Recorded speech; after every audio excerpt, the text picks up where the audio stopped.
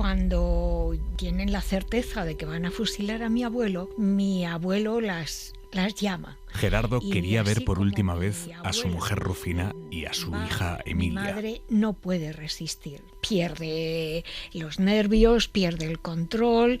A y, Emilia la bueno, detuvieron en sí, Almodóvar del Campo, en Ciudad Real, en 1939. Mi abuela va a verla. Y entonces, entre las cosas que mi madre le da a mi abuela, está la letra del Cara al Sol. Una versión que reivindicaba el legado de la Segunda República. Que Negrín y Pasionaria esperan, arriba presos a vencer, que los nuestros vuelven otra vez. Y mi abuela le dice, cuidado, que son unos criminales, que han matado a tu padre, que seguro que te llevan a consejo de guerra. Y entonces toman la conversación de mi abuela con mi madre y detienen a mi abuela. Les conmutaron la pena de muerte y así es como Rufina, de Izquierda Republicana, y su hija Emilia acabaron en la cárcel de Ventas de Madrid cuando perdió la Segunda República. Nati Camacho, hija y nieta de ambas, entraría en esa misma prisión mucho más tarde, en 1968, cuando luchaba por la democracia. Fue la prisión modelo de mujeres, la primera prisión modelo de mujeres de la época de la República, con Victoria Kende, directora general de prisiones, y de prisión modelo se convirtió poco después en almacén de reclusos, primero de varones durante la Guerra Civil, y luego ya durante una época mucho más prolongada en almacén de reclusas entre los años 39 y mediados de los 40. Y terminó sus días en el año 69, con lo cual es una de las cárceles también más longevas, cárceles de mujeres más longevas de la historia de este país. Fernando Hernández es profesor de Historia Contemporánea en la Universidad Complutense de Madrid. Lleva años reconstruyendo la historia de la cárcel de Ventas y conserva testimonios como el de la enfermera comunista Trinidad Gallego. Lleno. Mira, los patios, había que ir a lavar los platos que te habían traído a ti. En el suelo, en el patio, no había donde lavar ropa, no había nada. Por la noche se cubría el suelo del cuerpo. Horrible, porque no había dos pasos que no tropezaras con alguien. Mira, esta era la cabeza de uno y esta eran los pies del otro. Y así. Era un cementerio, pero allí vivitos y coleando. Un cementerio de vivitos y coleando, decía Nieves Torres, que había militado en la Juventud Socialista Unificada. Fueron días de hacinamiento, una cárcel que había sido concebida como una prisión modelo y diseñada para 450 reclusas, llegó a haber hasta más de 5.000 reclusas. Es decir, las celdas individuales se hacinaban hasta 10 o 12 mujeres durmiendo, prácticamente no se podía caminar por la prisión, los pasillos de las salas estaban también alfombrados de cuerpos por la noche. Mi madre hacía bromas porque empezó a ser más gruesa y entonces decía, ahora se tendrían que fastidiar porque ocuparía 2 líneas de baldosa, y entonces era muy delgada y ocupaba solo una. Allí se dormía mal y apenas se comía. A las 4 de la mañana iban y te daban, teníamos unos platos de soldados de aluminio y luego no te daban ya nada más. Y unas estaban dormidas, otras, y te echaban en el plato, lo dejabas allí. Otro día por la mañana el plato estaba todo negro, que daba verdadero asco. Lentejas llenas de tierra, lentejas llenas de todo, que daba verdadero asco. Entre la tierra y las lentejas sucias y eso, pero no lo teníamos que comer. Y que se tenían que meter una piedrecita en la boca para poder salivar porque no les daban agua. Cuando conseguían encontrar en el patio un chinato pequeñito, pues lo lavaban y luego lo mantenían durante días para seguir salivando. O sea, unas condiciones pues para que forzar a enfermedades, a fallecimientos.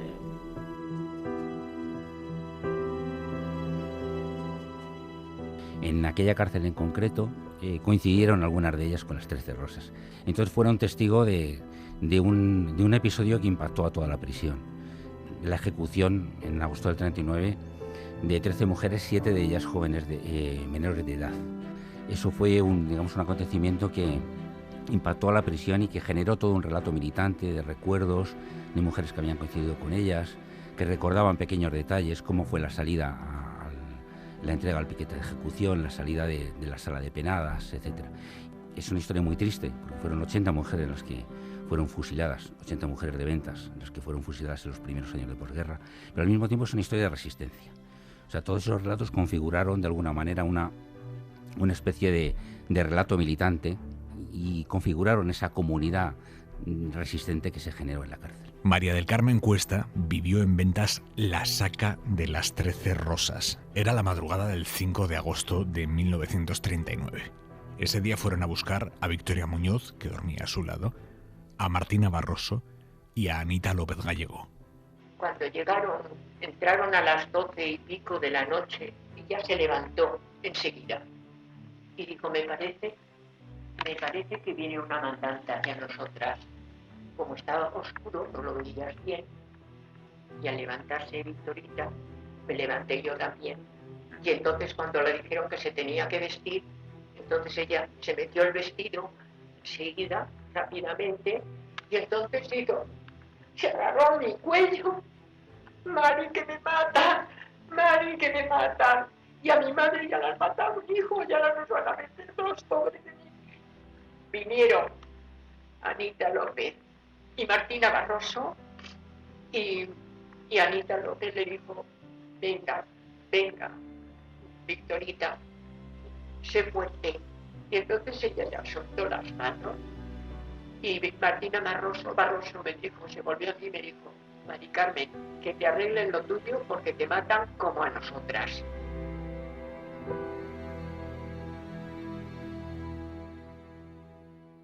Ventas tenía una enorme carga simbólica para el régimen. Era la cárcel de las Rojas. Y lo que hizo el régimen franquista fue satanizar la figura de la Roja. La figura de la Roja no solamente está satanizada desde el punto de vista político, sino desde el punto de vista de género. Es decir, es una mujer que ha transgredido las normas de género, en el mandato de género. Por ejemplo, las milicianas, ¿no?, como epítome de esa Roja. Es una mujer que ha vestido pantalón, se ha puesto un mono de combate, un mono obrero, ha combatido y ha tomado las armas. Con lo cual ha hecho una cosa que precisamente está expresamente prohibida en cualquier mandato de género, que es la relación de las mujeres y las armas.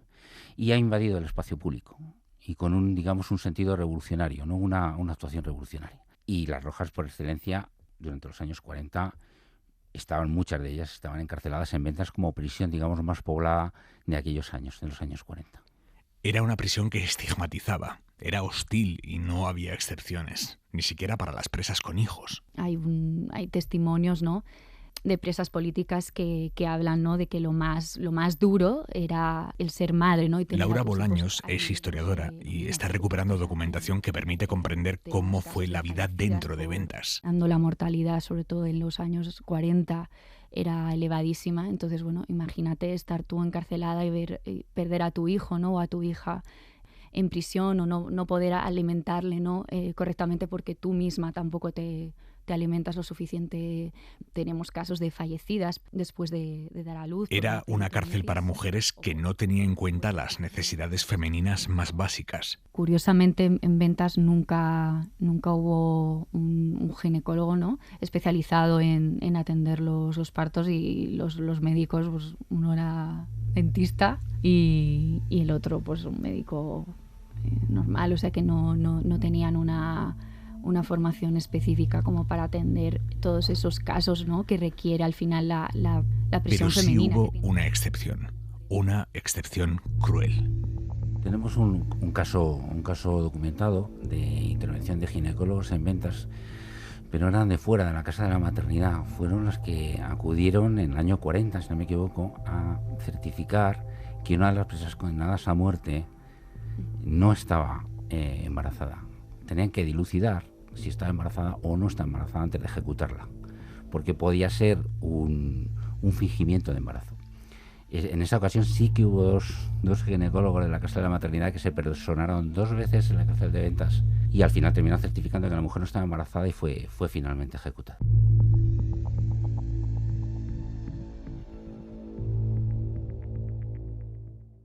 En esa cárcel, donde era difícil encontrar resquicios de alegría, una mujer montó un coro. Cantaban romances como En el campo entre las flores. Cantaban los ruiseñores. Justa Freire era una maestra institucionista de la tradición de la institución libre de enseñanza. Y era una mujer preparadísima, era una mujer con una conciencia humana brutal. Estuvo más de 3 años encarcelada en Ventas, precisamente en su peor época, en la época del hacinamiento, de la mortandad diaria, etcétera. Sí, decía que era la mejor profesora de inglés, porque Justa Freire era una profesora de cierto renombre y coincidió con mi madre y con mi abuela, con las dos, y una doña Antonia que también les enseñaba francés. El caso de Justa revela el hiato tan brutal que supuso el franquismo. Es decir, toda una generación, digamos, de institucionistas, de personajes vinculados a la institución libre de enseñanza. No eran personajes especialmente radicalizados desde el punto de vista político. Toda esa generación fue machacada y, por supuesto, la gente que no fue encarcelada fue depurada con resultado negativo, como en el caso de Justa, y nunca más volvieron, hasta mucho tiempo después, prácticamente no volvieron a ejercer su profesión en centros públicos de enseñanza. Otras me tiran rosas y otras claveles. Ventas no tenía nada que ver con el proyecto original de Victoria Kent, directora general de prisiones en la Segunda República. Ella diseñó una cárcel innovadora, con biblioteca, salón de actos y con un cuerpo de funcionarias especializado en el tratamiento de las presas. Para mi madre, que usaba un lenguaje muy directo, para mi madre eran todas fascistas. Todas habían pasado por la sección femenina de Falange. A partir del año 40, de mayo del 40, no solamente había funcionarias de prisiones, sino que durante bastantes años llegó a haber precisamente una orden religiosa, las hijas del Buen Pastor, que estaban a cargo de la prisión. Pero luego había también personal no cualificado que había entrado sencillamente por aquella cuota que reservaba la administración a partir del año 39, sino antes, a lo que llamaban familiares de víctimas de la barbarie roja. Entonces, cualquier persona que hubiese tenido un familiar que hubiese perecido, hubiese sido asesinado durante esos años de guerra, tenía más opciones, digamos, de optar a entrar en un cuerpo funcionarial como el de prisiones. Y ahí hubo determinados casos. Y ahí sí que podía funcionar quizá un cierto mecanismo de venganza. A principios de los 60 llegó a Ventas una nueva generación de presas políticas. Es la generación de Dulce Caballero. Se cierra ese portón y sí que dice, Dios mío, es una sensación de caída. Es la quinta de Julia López Turpín. Al cerrarse la puerta, una gran soledad. Me sentía sola, perdida allí, con un montón de mujeres que no tenían nada que ver conmigo. Ellas habían cometido un delito, yo no había cometido nada más que luchar por la democracia de este país. A ella la detuvieron en una redada, cuando volvió de una formación política en la RDA, la República Democrática de Alemania. Se había ido al otro lado del telón de acero. Y bueno, pues me fui a la televisión, y en la televisión estaban dando en ese momento la noticia de mi detención, junto con todo el resto de detenidos que había de toda España. Y a partir de ahí, efectivamente, ya me ubicaron, las presas me ubicaron. Lo que más recuerdo es estar en mi celda y mi familia me llevaba comida. Yo creía que la comida estaba segura. En una bolsa la puse en la celda y una de las veces que voy a meter la mano me saltó una rata encima. A partir de entonces, pues yo creo que me alimenté a base de botes de leche. Julia intentaba pasar desapercibida todos los días, salvo los domingos. Me dijeron que había que ir a misa. Yo dije que no iba porque no era creyente. Y me dijeron, tienes que venir. Y fui, y en la capilla permanecí de pie. Entonces venía la funcionaria o venía la monja y me daba pescozones, me empujaba para que me arrodillase, y yo les decía que no, que me estaban La obligando, cárcel se desmoronaba mientras seguían entrando jóvenes como Nati Camacho. Totalmente desmantelada. Ya no arreglan las cosas que se rompen, ni las tuberías que no funcionan, ni aquello. Es insoportable. De broma decíamos que se desmoronaba como el régimen. Es que esto se cae como el régimen, ¿no? Eran mujeres que se oponían al franquismo, la mayoría por vías pacíficas, como es el caso de las militantes del Partido Comunista o de Comisiones Obreras. Otras, sin embargo, sí defendían la violencia. Es verdad que las que más sabíamos era o bien del Partido Comunista o de las Juventudes Comunistas. Había de diferente ideología también, había otras compañeras que eran de grupos maoístas, había una compañera que era de ETA, pues habíamos toda esa variedad, entonces claro, se formaban muchas discusiones. En la última etapa, mujeres como ellas eran una minoría porque había más presas comunes y por eso era tan importante el apoyo que les daban abogadas como Cristina Almeida. En ese momento me salía una rabia adentro de perdernos a tanta gente que podía estar haciendo cosas fuera, que lo que más me entraban ganas de sacarla. Y enseguida me iba al juzgado, a contar la cárcel. Esa era mi impresión, sacarlas. ¿Y qué sabían ellas de esa cárcel histórica? Muchas tenían la respuesta en su historia familiar. Julia pisó las mismas galerías que su tía, que malvivió allí con 2 hijas. Pues era horroroso porque a ella la mataron un primer marido, a la cárcel tuvo que entrar con sus 2 hijas. Yo sé que ella fue mi contacto para yo entrar en el Partido Comunista. Cuando entré en la cárcel de Ventas yo tenía 19 años. Llevaba tiempo luchando en la clandestinidad. Y la familia de Dulce sufrió también la represión franquista. Mi padre estuvo condenado a pena de muerte. Mi entrada en la cárcel, yo hago un hilo conductor de la generación que sufrió toda esa primera parte de posguerra y que la continuamos los hijos de aquellos que estuvieron luchando en el bando republicano. La memoria de esas mujeres sigue viva gracias a la labor de historiadores, divulgadores y proyectos de recuperación de la memoria, como los que promueve la Fundación Rosa Luxemburgo, que dirige Amelia Martínez Lobo. Y para nosotras es importante y es fundamental porque entendemos que lo que no se cuenta pues desaparece, ¿no? En España se ha contado ese relato de que la verdad, la justicia, la reparación y la no repetición, que son 3 pilares que defiende Naciones Unidas, pues que son incompatibles con la convivencia y que, por tanto, la impunidad era algo imprescindible para la reconciliación.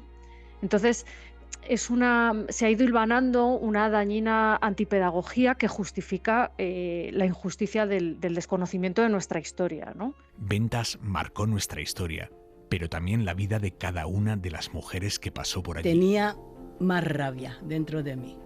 Tenía más rabia porque yo lo único que había hecho era luchar por mis ideas y que lo único que quería era una España mejor y entonces ¿por qué me habían tenido que meter allí en aquella cárcel?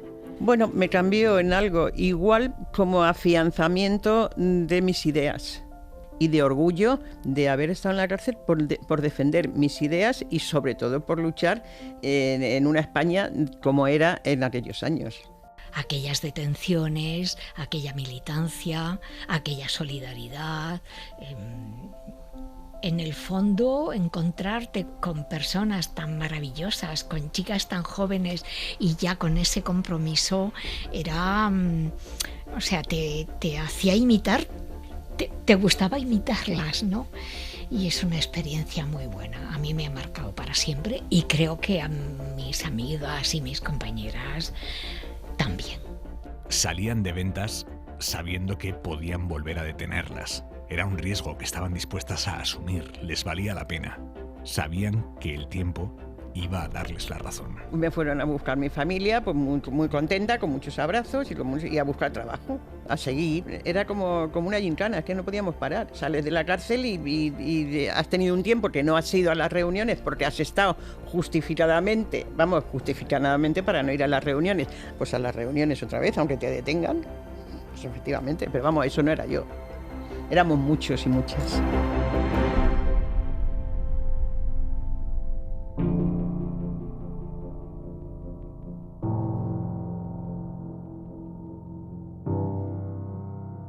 Un reportaje de Marisol Rojas y Aimar Bretos. Hora 25.